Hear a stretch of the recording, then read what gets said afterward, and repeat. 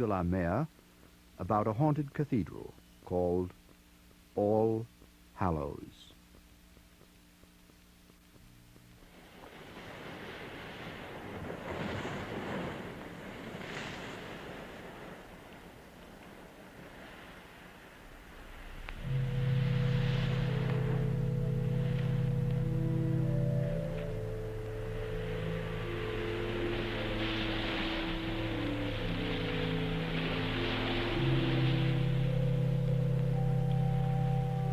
It was about 3:30 on an August afternoon when I found myself for the first time looking down upon All Hallows. And at glimpse of it, fatigue and vexation passed away. I stood at gaze, as the old phrase goes, like the 2 children of Israel sent in to spy out the promised land. How often the imagined transcends the real. Not so All Hallows. Having at last reached the end of my journey, flies, dust, heat, wind, having at last come limping out upon the green sea block beneath which lay its walls, I confess, the actuality excelled my feeble dreams of it. What most astonished me, perhaps, was the sense not so much of its age, its austerity, or even its solitude, but its air of abandonment. It lay couched there as if in hiding in its narrow sea bay. No other roof, not even a chimney was in sight. Only the dark blue arch of the sky, the narrow snow line of the ebbing tide, and that gaunt coast, fading away into a... were already gathering the veils of sunset. At this moment of the afternoon, the great church almost cheated one into the belief that it was possessed of a life of its own.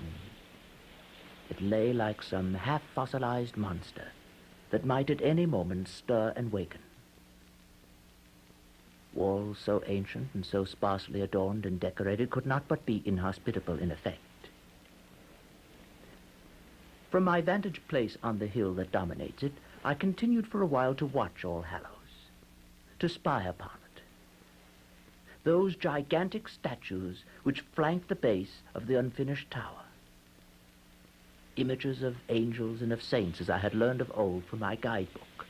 Only 6 of them at most could be visible, of course, from where I sat, and yet I found myself counting them again and yet again, as if doubting my own arithmetic.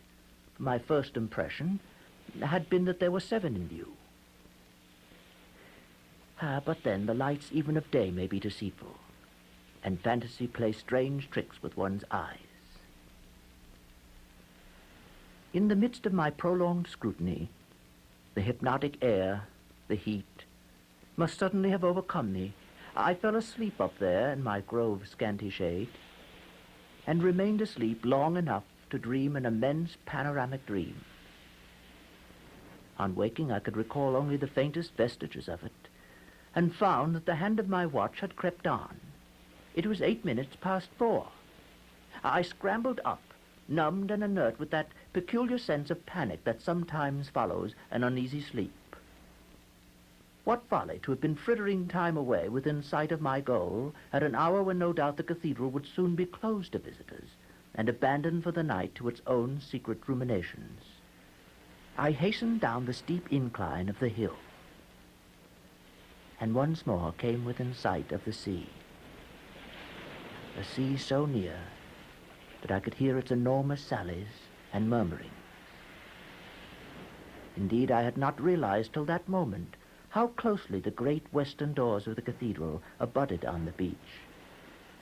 It was as if its hospitality had been deliberately designed not for a people to whom the faith of which it was the shrine had become a weariness and a commonplace, but for the solace of pilgrims from over the ocean. And so at last I found my way into All Hallows, entering by a rounded, dwarfish side door with zigzag moldings. There hung for corbel to its dripstone a curious, leering face, with its forked tongue out, to give me welcome, and an appropriate one, too, for the figure I made. But once beneath that prodigious, I forgot myself and everything that was mine. The hush, the coolness, the unfathomable twilight drifted in on my small human consciousness. Where was I? What demon of what romantic chasm had swept my poor drowsy body into this immense haunt? Then, at one and the same moment, a sense of utter dismay at earthly surroundings no longer serene, but grim and forbidding flooded my mind. I became aware that I was no longer alone. 20 or 30 paces away, an old man was standing. To judge from the black and purple velvet and tassel-tagged gown he wore, he was a verger. He had not yet realized, it seemed, that a visitor shared his solitude, and yet he was listening. His head craned forward and leaned sideways on his rusty shoulders.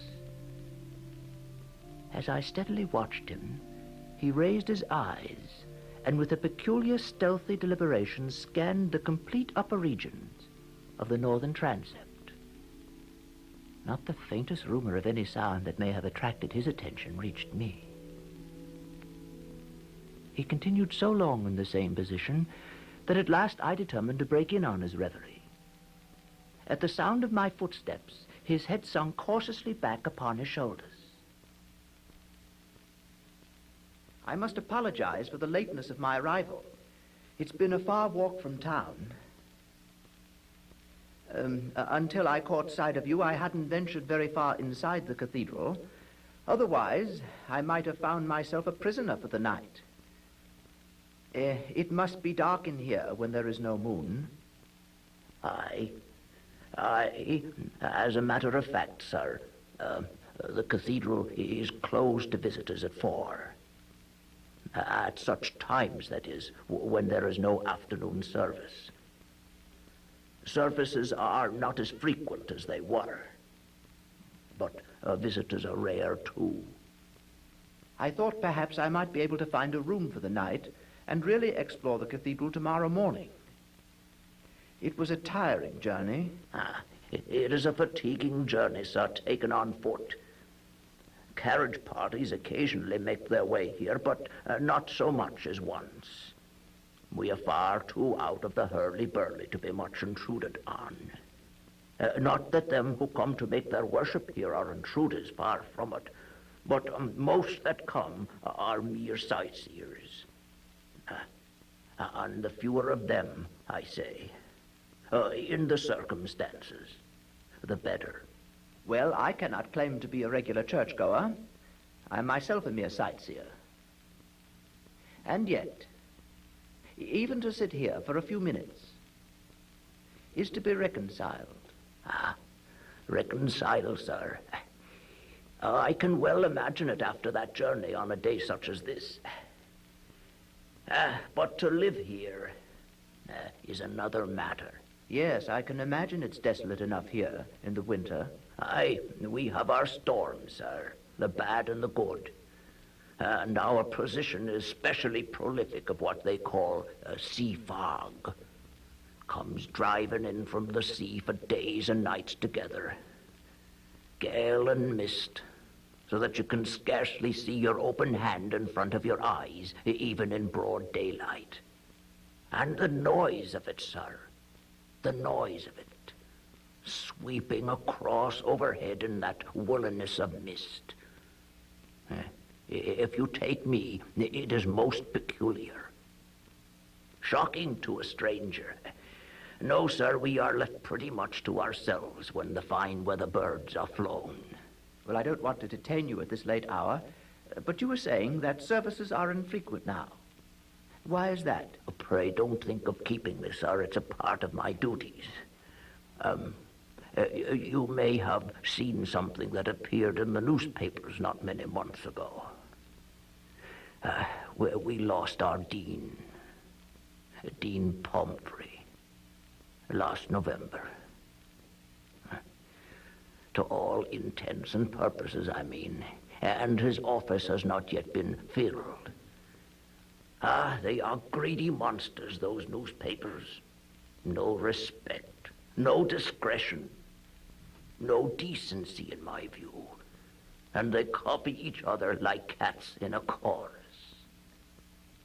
Oh, we have never wanted to be a notoriety here, sir, and not of late of all times. We must face our own troubles. You'd be astonished how callous the mere sightseer can be. And not only them from over the water whom our particular troubles cannot concern, but far worse, parties as English as you or me.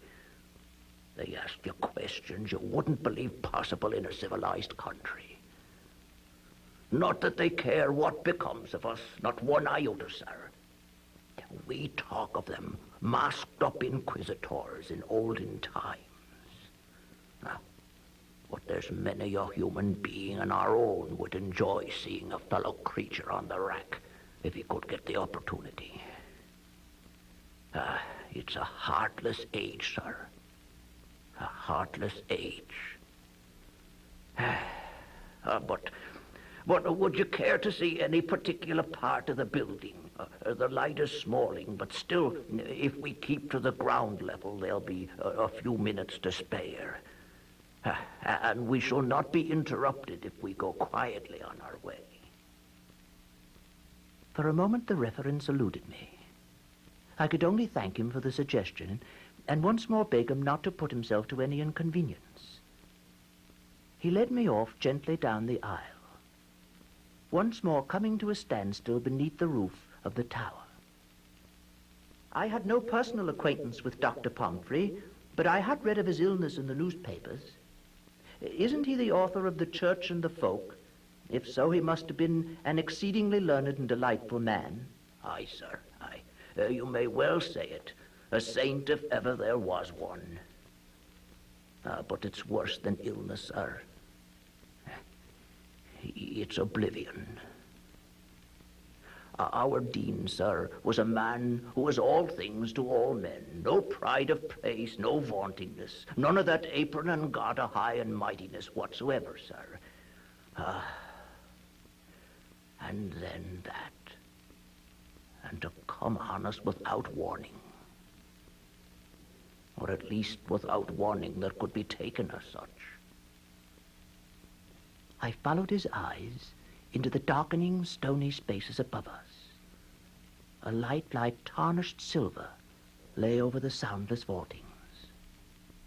Nothing moved up there. He was found, sir, late that night, up there, in what they call the trophy room, sitting in a corner there, weeping. A child. Not a word of what had persuaded him to go or misled him there. Not a word of sorrow or sadness, thank God. He didn't know us, sir. Didn't know me. Just a simple, harmless, memory all gone. Simple, sir. But were there no premonitory symptoms? Now, had he been failing for long? If you will just follow me, there's a little place where I make my ablutions that might be of service, sir. We would converse there in better comfort. He turned and led the way with surprising celerity, and came to a pause outside a nail-studded door. He opened it with a huge key and admitted me to a recess under the central tower. We mounted a spiral stone staircase and passed along a corridor hardly more than 2 feet wide, and so dark that now and again I thrust out my fingertips in search of his black velveted gown to make sure of my guide. This corridor at length conducted us into a little room whose only illumination, I gathered, was that of the ebbing dusk from within the cathedral. The old man, with trembling rheumatic fingers, lit a candle, and thrusting its stick into the middle of an old oak table, pushed open yet another thick oaken door. You will find a basin and a towel in there, sir, if you will be so kind. I entered. A print of the crucifixion was tin-tacked to the paneled wall, and beneath it stood a tin basin and a jug on a stand. Never was water sweeter. I laved my face and hands and drank deep, my throat like a parched river course after a drought. When I returned, the old man was standing motionless before the spike-barred grill of the window, peering out and down. You asked me, sir, or was there anything that had occurred previous that would explain what I've been telling you? Aye, they meet and they meet. They have now one expert, now another down from London, and even from the continent. And I don't say they are not knowledgeable gentlemen either, nor a pride to their profession. But why not tell all? Why keep back the very secret of what we know? That's what I am asking. And what's the answer? Why, simply that they don't want to believe what runs counter to their hopes and wishes and credibilities and comfort in this world. That's what they keep out of sight as long as decency permits. But what is wrong here? Wrong, sir. Take mere situation. As far as my knowledge tells me, there is no sacred edifice in the whole kingdom, of a piece, that is, with all Hallows, not only in mere size and age, but what I might call sanctity and tradition, that is so open, I mean, sir, to attack of this peculiar and terrifying nature. Terrifying? Terrifying, sir. Though I hold fast to what which my Maker has bestowed upon me. Where else, may I ask, would you expect the powers of darkness to congregate in open besiegement than in this narrow valley? As we stand now, we are above a mile from traces of the nearest human habitation, them merely the relics of a burnt-out old farmstead. I warrant that if, and which God forbid, you had been shut up here during the coming night, and it was a near thing what you weren't, I warrant you might have shouted yourself dumb out of the nearest window, if window you could reach, and not a human soul to heed or help you. Well, I hope I should not have disgraced my nerves to such an extreme as that. As a small boy, one of my particular fancies was to spend a night in a pulpit. There's a cushion, you know. But I take it, sir, if you had ventured to give out a text up there in the dark hours, your jocular young mind would not have been prepared for any kind of a congregation. You mean that the place is haunted? I mean, sir, that there are devilish agencies at work here. Don't I entreat you dismiss what I'm saying as the wanderings of a foolish old man. I have heard them with these ears. I have seen them with these eyes. Though whether they have any positive substance, sir, is beyond my small knowledge to declare. Devils are creatures made by God, and that for vengeance. Why, I ask, does every expert that comes here leave in haste and in dismay? They go off with their tails between their legs.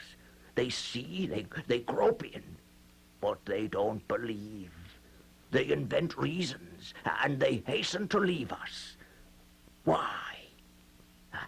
Why, because the experience is beyond their knowledge, sir. But surely every old building is bound in time to show symptoms of decay. Why should you suppose mere wear and tear should be caused by any other agency, then? No, sir. I must apologize. I'm a poor mouth at explanations, sir. Decay, stress, strain, settling, dissolution, I have heard those words bandied from lip to lip like a game at cup and ball. They fill me with nausea. Why, I am not speaking of dissolution, sir, but of repairs, restorations, not decay, strengthening, not a corroding loss, an awful progress.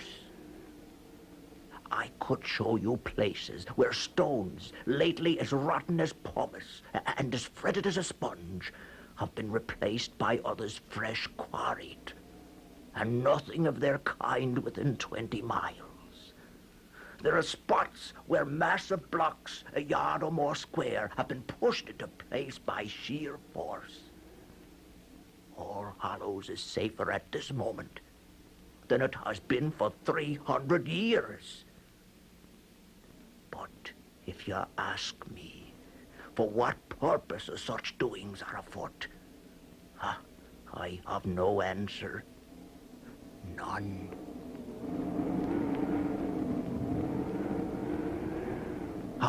Did you hear? Now, sir, you'll see for yourself. On the other hand, we can leave the building at once if you're so minded. No, lead on, I'll follow you. Why then, sir, let us be gone at once. There's no time to waste. What I would suggest, if you have no objection, is your kindly grasping my gown. There's a kind of streamer here, you see, as if made for the purpose. There will be a good deal of up and downing, but I know the building blindfold, as you might say, inch by inch. And now that the bell ringers have given up ringing, it is more in my charge than ever. He opened the door, grasped the candlestick, and then blew out the light. We were instantly marooned in an impenetrable darkness. Please tug at the streamer if you need attention, sir. In a few minutes, the blackness will be less intense.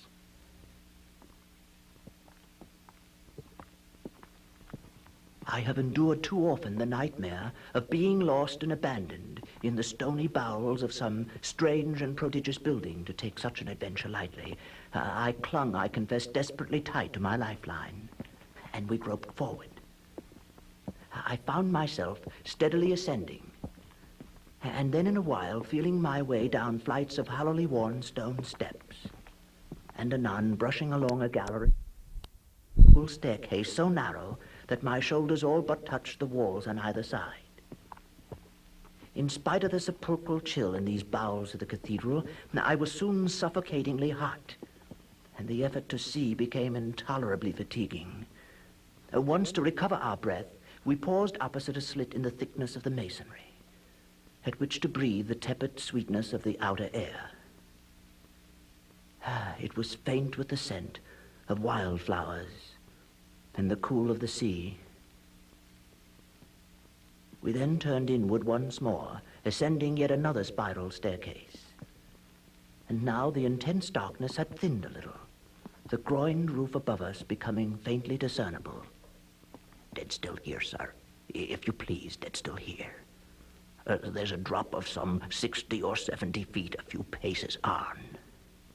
I peered out across the abyss, conscious as it seemed of the huge superincumbent weight of the noble fretted roof, only a small space now immediately above our heads. How long we stayed in this position I cannot say, but minutes sometimes seem like hours. And then, without the slightest warning, I became aware of a peculiar and incessant vibration. It is impossible to give a name to it. It suggested the remote whirring of an enormous millstone, or that, though without definite pulsation, of revolving wings, or even the spinning of an immense top. Do you see that, sir? I gazed and gazed, and saw nothing. Indeed, even in what I had seemed to hear, I might have been deceived. No time was given me to make sure. The old man had hastily withdrawn me into the opening of the wall through which we had issued, and we made no pause in our retreat until we had come again to the narrow slit of window and could refresh ourselves with a less stagnant air. We stood here, resting a while. Well, sir? Do you ever pass along here alone? Oh, yes, sir. Yes, sir. I make it a habit to be the last to leave, and often the first to come. But I am usually gone by this hour. It is so difficult to be sure of oneself. Have you ever actually encountered anything? Near at hand, I mean? I keep a sharp lookout, sir. Maybe they don't think me of enough importance to molest. But have you encountered anything? Have you? Well, yes, sir. And in this very gallery. They nearly had me, sir. But by good fortune, there's a recess a little farther on. I had had my warning, and managed to leap in there and conceal myself, but only just in time. Indeed, sir, I confess, I was in such a condition of terror and horror. I turned my back. You mean you heard, but you didn't look? And something came? Yes, sir. I seemed to be reduced to no bigger than a child, huddled up there in that corner. There was a sound, like clanging metal. It drew near at a furious speed, then past me, making a filthy gust of wind. For some instants, I couldn't breathe. The air was gone. And no other sound? No other, sir. Except out of the distance, a noise, like the sounding of a stupendous kind of gibberish, a calling, or so it seemed. No human sound. You see, sir, I myself wasn't of any consequence, I take it, unless a mere obstruction in the way. But I have heard it said somewhere that a rarity of these happenings is only because it's a pain and a torment, and not any sort of a pleasure for such beings, such apparitions, sir, good or bad, to visit our outward world. And if I may be forgiven the boast, sir, I seem to have almost forgotten how to be afraid since that time. What is anybody's life, sir?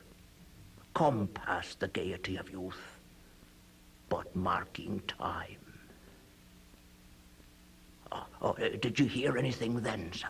No, I hear nothing. But please don't think I am doubting what you say. Far from it. You must remember that I am a stranger, and that, therefore, the influence of the place cannot but be less apparent to me. Aye, sir. Now, if you are sufficiently rested, would you perhaps follow me onto the roof? It is the last visit I make. We had not far to go. The old man drew open a squat, heavily ironed door at the head of a flight of wooden steps, and admitted us at once to the leaden roof of the building and to the immense amphitheater of evening. We edged softly along, then paused once more to find ourselves now all but tete-a-tete with the gigantic figures that stood sentinel at the base of the buttresses to the unfinished tower. The mere sense of that abysm of space, the mere presence of the stony leviathan on whose back we two humans now stood, dwarfed it into insignificance beside these gesturing images of stone, were enough of themselves to excite the imagination. And whether matter of fact or pure delusion, this old verger's insinuation that the cathedral was now menaced by some inconceivable danger and assault had set my nerves on edge. My feet were numb as the lead they stood upon, while the tips of my fingers tingled as if a powerful electric discharge were coursing through my body. We moved gently on. Once, with a hasty gesture, the old man drew me back and fixed his eyes for a full minute on a figure, a forbidding thing enough, viewed in this vague luminosity, which seemed, in spite of the unmoving stare that I fixed upon it, to be perceptibly stirring on its wind-worn pedestal. No, sir. All's well, all's well. The night is uncommonly quiet. They seem to leave us at peace on nights of quiet. But we must turn in again and be getting home. You were saying that even the experts were perplexed by what they had discovered. What did they actually say? Say, sir? Look, examine that balustrade. Look at that gnawing and fretting. That furrowing above the lead there. All that is honest wear and tear. Constant weathering of the mere elements, sir. Now compare it, if you please, with the St. Mark over here. I stooped close under the huge grey creature of stone, and unless the moon deceived me, I confess I could not find the slightest trace of fret or friction. Far from it. The stone had been grotesquely decorated in low relief with a gaping crocodile, a two-headed crocodile. And the angles, nubs, and undulations of the creature were cut as sharp as with a knife in cheese. I drew back. Aye. Now, cast your glance upward, sir. Is that what you would call a saintly shape and gesture? What appeared to represent an eagle was perched on the image's lifted wrist, an eagle resembling a vulture. The head beneath it was poised at an angle of defiance, its ears abnormally erected on the skull. The lean right forearm extended with pointed forefinger as if in derision. Its stony gaze was fixed upon the stars. Its whole aspect was hostile, sinister, and intimidating. I drew back, horrified. Aye, sir. And so with one or two of the rest of them. There are other wills than the Almighty's. I can't for the life of me understand what you are saying. One doesn't repair in order to destroy. No, sir. Say you so? And why not? Are there not two kinds of change in this world? A building up and a breaking down. To give strength and endurance for evil or misguided purposes. Would that be power wasted, if such was your aim? Why, sir, isn't that true even of the human mind and heart? We are on the outskirts, I grant. But where would you expect the enemy to show himself unless in the outer defenses? An institution may be beyond saving, sir. It may be being restored for a worse destruction. And 100 trumpeting voices would make no difference when the faith and life within is tottering to its fall. At that instant, a dull, enormous rumble reverberated from within the building, as if a huge boulder or block of stone had been shifted or dislodged in the fabric. A peculiar, grinding, nerve-wracking sound. And for the fraction of a second, the flags on which we stood seemed to tremble beneath our feet. Come, sir, keep close. We must be gone at once. We have stayed too long.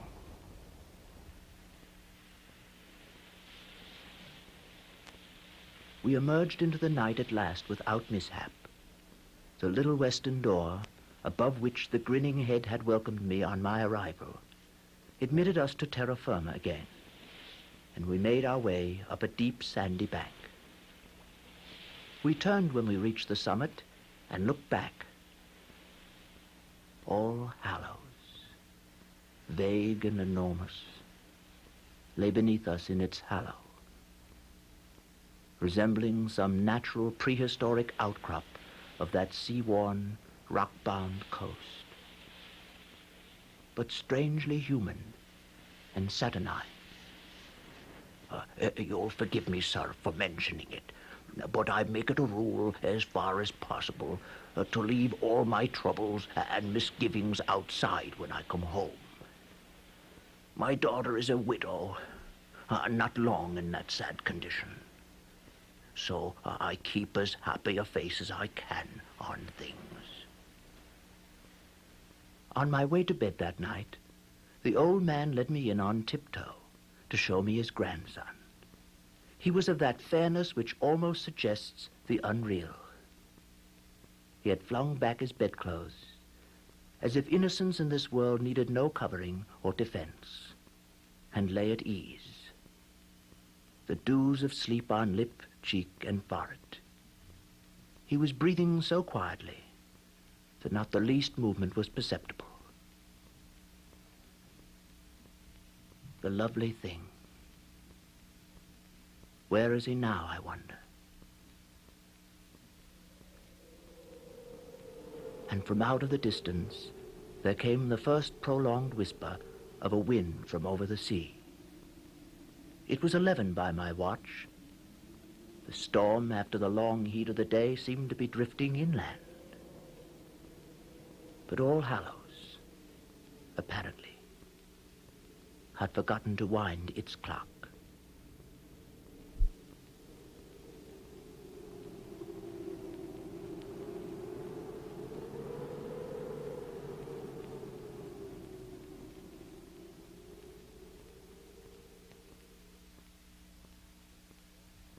That was All Hallows by Walter de la Mare. Local production was by John Whiting, and the parts were impersonated by your host, Eric Bauersfeld. And now, good night.